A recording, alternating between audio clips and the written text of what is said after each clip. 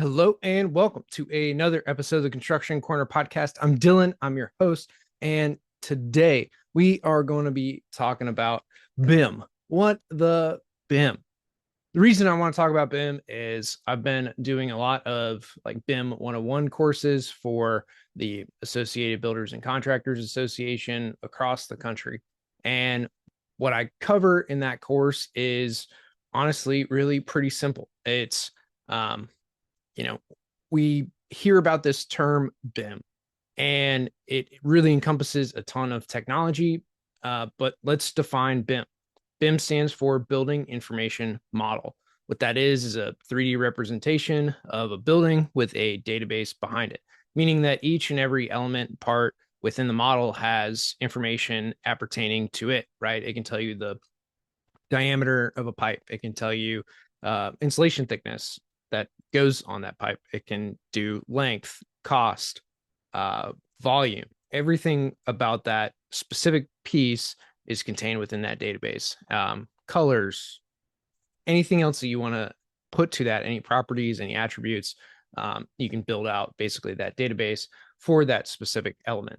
And that's really kind of the basis of BIM. What this looks like in practice is Revit's the primary platform that folks use, at least here in the United States. Really, North America is BIM, and or Revit is the base product for it, and then Navisworks on top of that for like coordination tools, which is also an Autodesk product. And then the other big one for coordination that's really hit the scenes in the last few years is Revisio. Has been kind of the primo coordination tool, render tool to actually do like project walkthroughs and look through the site, do coordination, make notes, all that kind of stuff for all the trades that go into a project. So at the end of the day, from your 2D drawings to a three-dimensional model to coordination to fabrication, what BIM really breaks down to is trying to coordinate the project, making sure that things don't conflict or clash, or at basic terms, right, that a pipe doesn't hit a duct, or a duct doesn't go through a wall it's not supposed to, or if it does go through a wall, to make sure that structure has openings for it, things like that. So we want to make sure that all of these things are taken care of in 3 dimensions, right? That you can slip a pipe through, ductwork goes where it needs to, sprinkler pipe goes where it needs to, all the clearances are met for sprinkler heads, things of that nature. So at the end of the day, when you get onto a job site, things go really smoothly. That's the ultimate reason that we do any of this BIM coordination, that we put drawings together, any of that ultimately is for coordination on site so that guys aren't getting in fistfights on who put what where, or even if somebody did their job, right? An electrician put up a light where they were supposed to put it up. They did their job, they did it well, right? Young apprentice who doesn't know any better, hey, go put up these lights. They went, put up their lights, but they did in the wrong order, right? The ductwork wasn't up, the sprinkler piping wasn't up. Now they got to work around the lights, or the lights have to come down, right? All those things. The sequence in which you do them also matters, not just where it goes, but ultimately that, hey, you need to do it in the correct sequence of operations so that everybody can get where they need to. Now, all that being said, is with BIM, there are thousands of hours typically that get put into putting these models together, doing this coordination, all the work that goes in behind the scenes to make this happen. And with that, really means that when guys get drawings in the field or when they're looking at a model, there's been a lot of work, a lot of thought that has gone into it. And it's not to say that guys shouldn't think about what they're doing or what's going into this project, but realizing that, hey, like people have spent a lot of time doing this. There has been thought put into it. Now, if you have a different opinion, please feel free to share. But at the end of the day, a lot of this has been gone through, has been thought through. This isn't just thrown together, especially after like BIM coordination meetings. Everything's been signed off from a coordination standpoint. Like there's a reason for this being where it is and us using the things that we're using to put into this project. And this goes for, especially when you start to talk about fabrication, that, hey, all this has been fabricated to fit this specific instance, how it's laid out here in the model. And we use fabrication parts that we're sending to our prefab shop so that we can put this all together in the right manner. And that, at the end of the day, is what we're trying to do, right? Coordinate a model, fabricate a model, and make installation and the constructability of a project just that much easier. So all this comes down to, in this whole BIM thing, what I like to boil it all down to is coordination, right? This is a coordination effort. This is making guys' lives easier in the field so that you don't have to have any arguments with folks about where a light goes or their duct going up or sprinkler heads, or making sure that we're clear of sprinkler heads, things like that, really throughout the project. But so that's kind of a overview of what is BIM, why do we do it. But at the end of the day, BIM's still not a silver bullet. It's still not flawless. We have to use our brains. We have to still think. We have to still understand what's going on in a project and be able to think critically, right? About supply chain, about the products we're going to use, about constructability, about phasing. All of that goes into, making sure that this a whole BIM thing is effective. And then there's some areas too in a BIM project that just don't need to be detailed out like crazy. Some basic stuff is going to be totally fine. But in like mechanical rooms with heavy piping, it might make sense to detail all that out for a couple reasons. One, that mechanical shop details it out for their fabrication of parts, makes it a lot easier for them. Two, for coordination in a very tight space with a lot of pipe work, also makes sense to coordinate that out, right? You got a ton of piping, you have steel that's going to be there, electrical. You got to make sure everything's in the right place to ultimately make that whole thing work. So again, BIM's not a silver bullet, but it's making sure that we're using it in the right place in the right times. And again, some of these very detailed, tight spaces, that's going to be a perfect opportunity to use BIM in a way that really helps to coordinate the whole project, make those tight spaces, understandable from a who goes where, and do that in sequence and in order. And then on the other side of it, there's other things, maybe like a classroom or just a normal office space that doesn't quite need the detailing of stuff above ceiling. Your normal layout of pipe ductwork, where the VAV is, the lights. It's pretty simple stuff, and it doesn't have to be detailed. You don't need to throw conduit in. It's a standard space that isn't super congested, and guys have a lot of room to work in the field and use their best judgment for it. So again, it's knowing with BIM, with any of these tools and coordination, when to use it, when not to use it, when it's overkill, because all of it takes time, right? So we don't want to put a ton of time into something that's just not going to get used, and understanding what that looks like for you, for your projects, for your process. It might be that you detail every stick of conduit, every you obviously you're going to have outlet locations, but every like 10-foot stick of conduit with a 90 above it, because that all runs through your fab shop. So it maybe makes sense for you to do that. So you have counts, and then you can send it to fab, and that's just a lot easier for you guys to run through. So it's thinking through all these scenarios of ultimately what that looks like. The benefits to BIM. And really, here's one other cost that I want to get to. So one of the things that we end up talking about in BIM, in this whole world of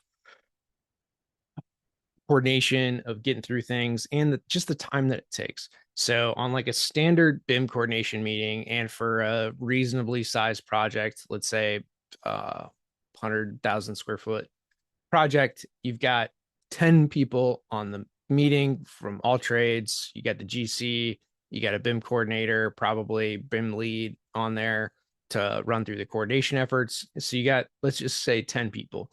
And on the light side, it's $100 an hour, really more like 150 or $200 an hour for everybody on the call, or at least that's the billable rates. So, and you're going to be on there for an hour. So you got 10 people, let's just use $150. So that's $1,500 for that one meeting. And then you're going to have 10 meetings. So that's 15 grand that you're going to spend just in BIM meetings for this one project, not to mention all the hours outside of that. This is why ultimately, like, a lot of these BIM fees for projects end up being like 250 grand across all the firms for all the hours that they've got to spend in coordinating a model and going through all this stuff that they get from like the design team. And this isn't to say that like this is bad on the design team or not. This is just kind of the nature of the business, the industry, and it depends on how like everybody got contracted.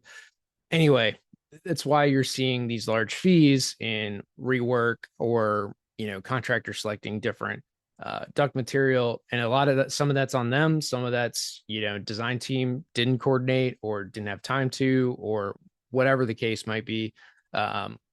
Or steel, they never got a steel model, or the steel model had to be rebuilt, or whatever the case is.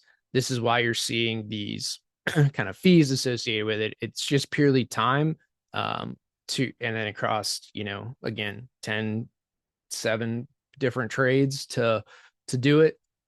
So it stacks up quickly. And then again, depending on how many subcontractors you have in this, you have all the markups in there as well. It just adds up quickly to what the true cost of doing this on a project is. But that 250 grand, if it saves you 2 weeks in schedule because now you don't have any coordination issues, everybody's signed off, everybody knows where to go.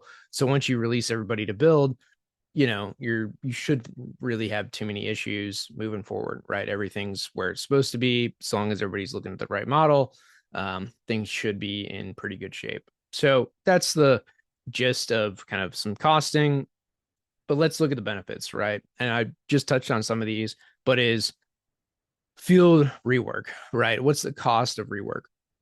In the past, I've said and had guys on the show here say, it's really a penny to do it in design. It's maybe 50 cents to do it within the BIM coordination once contractors get it, right? It's going to be a little more costly. And then let's say it's $10 once you get in the field, right? So that's kind of, and it might be a penny, a dollar, $10, right? Orders of magnitude greater for each level of rework. So for any mistake that might take a dollar to fix in the coordination phase with all the contractors, now it's going to take you $10, maybe $100, depending on how bad it is, for the mistake for the same level of effort, right? So this is the thing that we want to correct as early in the design and phase as possible. But sometimes, it's not totally, it gets missed, doesn't get picked up, whatever. But the more we can save sooner in the project, the more that we can deal with in coordination. Once everybody has submittals done, we're dealing with actual parts. That really helps the entire process. From there, it's in meeting schedules, right? Understanding like, hey, this is all signed off, go build it how it's shown. And then this helps the guys in the field to know that the amount of conflicts, the amount of potential problems that they're going to run into is just going to be a lot less than they might have seen in a traditional set of prints. On the other side of this, when you do have an issue, young guys might not know how to handle it, because if you're running these and things are pretty clean in coordination standpoint, then younger guys might not know how to handle that conflict when it does arise and you do have a clash and an item that needs to get resolved. So two sides always of that same coin, but just to understand what the process is and how to get through it, how to work through it, and ultimately to meet the schedules set about by the owner. And then the top level of BIM looks like prefab, right? That is kind of the fabrication is somewhat the top level of BIM is when you design, lay it out, detail it such that you can send it straight to fabrication, whether that's for walls, ductwork, conduit, what have you. The more ability that you have to send it to fabrication to detail out all those parts, honestly, the better off that you're going to be. So fabrication is a huge part of, or coming to be a huge part of the industry. And again, at the end of the day, this is all about meeting schedules. And if you're able to prefab and do a lot of work in the shop, it's going to save you time in the field. And all that time saved is ultimately just going to be so much better for you, the team. Installs are so much easier. It's a lot easier on the guys. Now they're, doing work at bench height for the most part. Cleaner environment, coming to the same place every day versus a job site. Again, different attracts a different type of person for each of those. But again, this is ultimately where we're heading for BIM, use of it, technology, fabrication. Really cool stuff, guys. So that is my kind of big, broad, quick overview of BIM. I typically get a lot of questions in these courses that I'm doing for ABC and just, going through it. Coordination, what can we pull out of Revit? How do we use it for takeoffs, estimates, things like that? Which by teaching like a 201 course, kind of advanced deal and Revit, using schedules, exporting them, and taking all that information to then again put pricing and schedules and everything else together. So a lot of this goes into, again, understanding that, hey, this is all about coordination. This is all about improving the process. And this is all about, again, at the end of the day, having a great building to hand over to the owner. And the whole process of doing that goes really seamlessly, mainly because you've coordinated it. Everything goes where it's supposed to, and you just have a great job. Doesn't always happen. And I know that's a little optimistic, but that's the goal with all of this, is to, again, coordinate a project, have everybody on the same page, singing from the same sheet of music. And that seems to have a much more successful project. So thank you guys so much for listening to this episode about BIM. If you like these episodes, drop a comment, and love to hear from you guys on what you think of this episode. And next time, we'll talk about some things about building locally, what you are involved in, how you get involved with your community, and really how events just are super helpful in you developing business. Anyway, guys, until next time, that is this episode of the Construction Corner podcast.